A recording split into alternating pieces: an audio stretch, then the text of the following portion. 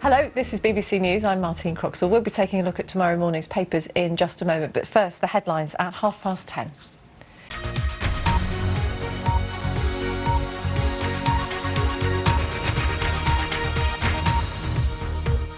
Hello, welcome to our look ahead at what the papers will be bringing us tomorrow. With me are the banking editor of The Times, Sam Coates, and writer and broadcaster Sharma Pereira. Thank you both for coming in.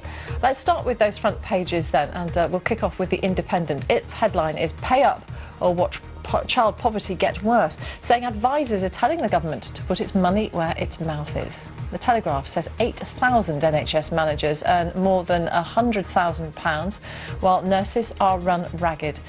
We'll try and look at the Express, but if we can't see it, I'll tell you what it says. It says that the summer holiday prices are to plunge, meaning British holiday makers' money will go further in Europe. The FT reports that banks are dampening the Chancellor's hopes of more credit being extended to small businesses. The Mirror says that Vicar of Dibley star Dawn French has remarried in a secret seaside ceremony. The Guardian has an attack on the short parliamentary hours worked by MPs from the body that scrutinises public spending. Well, we got through those quite quickly, didn't we? Because we couldn't see them. Let's have another go, and we'll start with those pages now. And I'm hoping we're starting with The Independent, because that's what my list says, so that's what I'm going to do. Child poverty set to get worse. And this is coming from two names from the past. Alan Milburn, Labour's former Health Secretary, and Gillian Baroness Shepherd, the Conservative former Education Secretary. And they're going to miss this target, Sharma, of eradicating child poverty by 2020. Well, they are going to miss the target. So my personal view is really that they should just change the target. Because if they're not going to hit it, this is going to be a front page story for the next 7 years, isn't it? Not going to hit target. Now, this is a new social mobility and child poverty commission, so perhaps they can find us some solutions to get us closer to that target for 2020. For me, this is a story that just is yet another iteration of the same story. It's got a new peg because it's the Social Mobility and Child Poverty Commission, but the information in this story is not new. But the Commission is only doing what a Commission is supposed to do, isn't it? Holding the government to account? In a sense. I mean, Sharma's absolutely right. Alan Milburn said this last year. And what essentially a former Labour cabinet minister and a former Tory cabinet minister are saying is, look, you've got to plough a lot more money effectively into tax credits. £19 billion is the sum that you would probably need, a minimum of what you would probably need in order to make sure that Britain hits this target by 2020. That money isn't going to come, so you are going to miss the target. So maybe, as Sharma says, the best way of dealing with it is to think again about whether or not this is the best metric to use. That sounds like letting people off the hook. If they're missing, they've still got 7 years to try and do something, haven't they? But a target is still pulled out of air. It's not based on anything more than your expectations at a particular point in time. If all the portents change around that aspiration and those targets and the way that we're going to get there, you've got to then rethink and reposition it.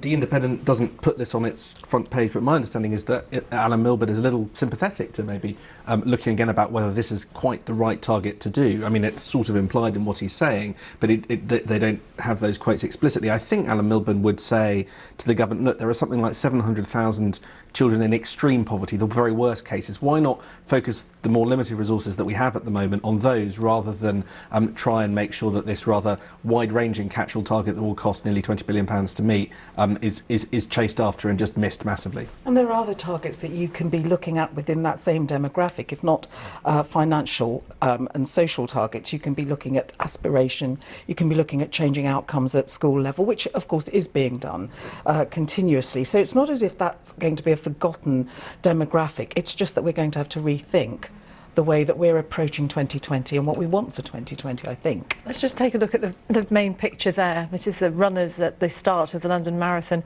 taking part in that 30-second silence in solidarity with the victims of last week's bombings in Boston. People sounding very determined when we heard them speak during and after that race about their determination to take part, no matter what misgivings they might have had following what happened last Monday. And exactly as it should be. I mean, the people in Boston have continued, so there's absolutely no excuse for us in London to do anything other than say solidarity. We don't think it's going to happen here, as it didn't, and we continue. I thought the most interesting thing to come out of the marathon actually was Cheryl Baker, who ran it from Bucks Fizz. You probably don't remember, she used to wear puffball skirts and used to rip them off. But she was actually commenting from the marathon front line about what she wanted back from the 1980s. And what she wanted back was shoulder pads for women and white wine spritzers. Just a thought. Well, she's welcome to them. She can have them. My gift to her. Yes. I thought there was also very heartening to see that they think that there was a record crowd turning out today, Sam, to cheer people on. Something like 700,000 spectators, which is amazing. It certainly felt like that while we were trying to get to work, climbing over people on the way to East London. Yes, no, a huge turnout and lovely weather for it. The sort of perfect day to run a marathon. Is it? I wouldn't know. It's a well, it was a bit cold and a bit sunny, so it seemed like Yeah. I mean, not that I've done it, obviously. No, I caught my exaggeration, but yeah. I just wish the runners I met, well, I just said congratulations, and that's as close as I'll ever get. Let's move on to the Telegraph. A couple of stories there. 8,000 NHS staff on 100,000 calories. 100,000 That's my daily salaries. It's Sunday night. Oh dear, I've not eaten enough. While nurses are run ragged, it says. I feel like we've read these kind of statistics before as well, Sam. Yes, there's a little bit of a familiar theme here. The Telegraph have done their own survey, finding that 8,000 hospital managers and consultants were paid over £100,000. I think most people reading this story would make quite a big distinction, on the one hand, between managers and on the other hand, consultants. I'm not desperately upset if consultants at the top of their profession are on six-figure salaries who are doing complex operations and making difficult diagnoses. I'd be slightly surprised if many people were. Don't forget, a lot of GPs are on six-figure salaries. Does it mean that